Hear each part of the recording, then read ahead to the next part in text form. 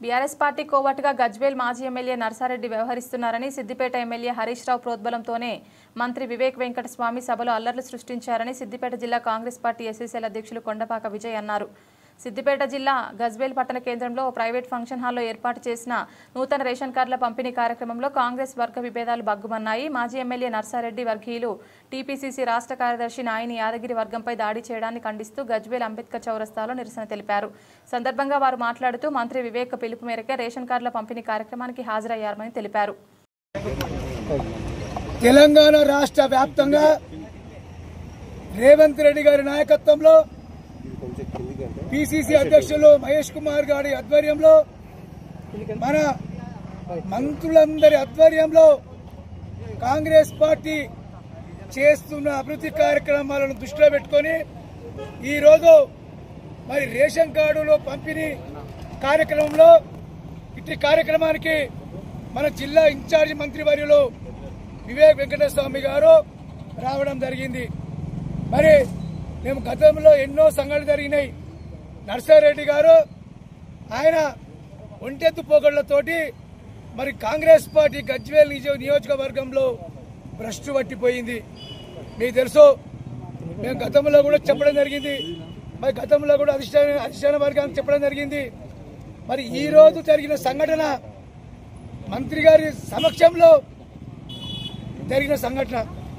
మా జిల్లా అధ్యక్షుడు ఎస్సీసీఎల్ జిల్లా అధ్యక్షుడు అతని మీద ఒక నర్సారెడ్డి, ఒక మాజీ ఎమ్మెల్యే, గజ్వేల్ నియోజకవర్గ ఇన్ఛార్జు, జిల్లా పార్టీ అధ్యక్షుడు ఆయన దాడి చేసి నానా బూతులు దూషిస్తూ, కులం పేరుతో దూషిస్తూ ఆయన మీద దాడి చేయడం జరిగింది. చూడండి, ఇలా ఆయన బట్టలు చింపడం జరిగింది.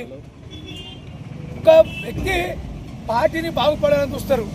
ఆయన ఒక జిల్లా అధ్యక్షుడు, జిల్లాలో పార్టీ బలోపేతం చేయడానికి కృషి చేస్తారు. కానీ ఈరోజు ఆయన జిల్లా మొత్తం కాంగ్రెస్ పార్టీని హరీష్ రావుకు అమ్ముడు పోయి ఇలా హరీష్ రావు కాళ్ళ కాడ తాకట్టు పెట్టిండు.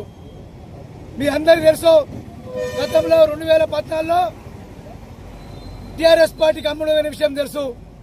2018లో అమ్ముడు పోయిన విషయం తెలుసు. 2023లో తెలుసు. 2024లో ఎంపీ ఎన్నికల్లో కూడా అమ్ముడు పోయిన పరిస్థితి తెలుసు. మరి ఆయన పేరు చెప్తేనే ప్రజలు ఓట్లేసే పరిస్థితి లేరు.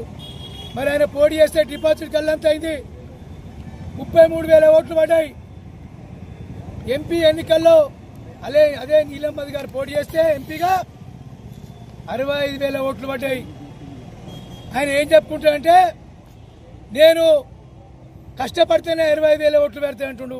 అయ్యా, మరి నీకు 33,000 ఓట్లు పడ్డాయి, మరి ఆయనకు 65,000 పడ్డాయంటే గతంలో ఎమ్మెల్యే ఎన్నికల్లో ఈటా రాజేందర్ అనే క్యాండిడేట్, ముదిరాజ్ సామాజిక వర్గానికి చెందిన ఈటా రాజేందర్ పోటీ చేయడం వల్ల ముదిరాజ్ సామాజిక వర్గం అంతా ఒకటే ఉంటారు. మరి ఆ టైంలో ఎంపీగా నీలమ్మకు ఇవ్వడం వలన ముదిరాజ్ సామాజిక వర్గం మొత్తం మన కాంగ్రెస్ పార్టీకి మద్దతు ప్రకటించడం జరిగింది.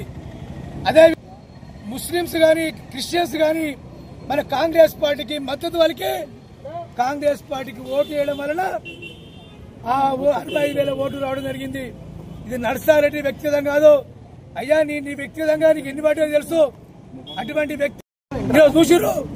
ఇవాళ కలెక్టర్ గారు, మంత్రి గారు, మరి పోలీసు అధికారుల సమక్షంలో ఒక జిల్లా అధ్యక్షుడిని, మా ఆత్మ కమిటీ చైర్మన్ మల్లారెడ్డి గారిని మరి నా మీద కూడా దాడి చేయడం జరిగింది. ఈరోజు ప్రభుత్వ కార్యక్రమం ఇలా కాంగ్రెస్ పార్టీ వచ్చిన తర్వాత రేషన్ కార్డులు కానీ, పింఛన్లు కానీ, మరి ఇలా మహిళలకు బస్సులో ఉచితం కానీ, మరి రైతు బంధు కానీ, మరి రైతు రుణమాఫీ కానీ దాడి చేసిరు డైరెక్ట్ మీద పట్టుకొని.